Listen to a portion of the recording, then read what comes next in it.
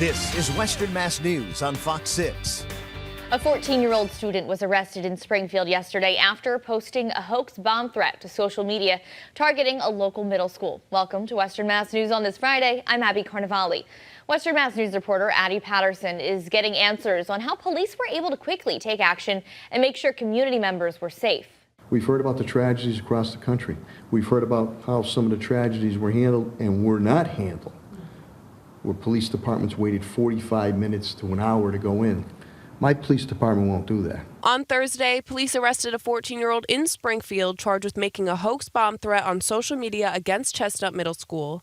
Officials tell Western Mass News that school security cameras were vital in helping police quickly ensure that the threat was fake and that there was no danger to students or staff. What better way to go in if, God forbid, something was happening, pinpointing exactly where that activity is going on. Without that, you're going in blindly, and you're going in with guns drawn. Western Mass News spoke with Springfield Mayor Dominic Sardo regarding Thursday's hoax threat. He tells us school security cameras are only ever utilized by police when there's a severe matter at hand. Springfield Public School employees have direct access on those cameras daily. The only time that the Springfield Police Department gets involved on via mutual agreement is for a catastrophic type issue, which has happened. Now it'll be 8 times total. Mayor Sarno emphasizing that not only does this technology keep students and staff safe, but it also protects those working on the front lines. And especially the active shooter.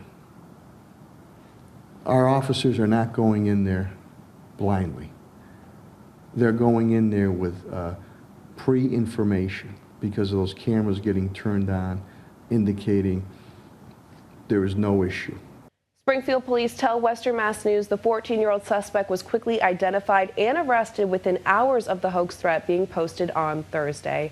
Officials say they hope this arrest will send a message to students, letting them know that this kind of behavior will not be tolerated in the city going forward. For now, reporting in studio, Addie Patterson for Western Mass News.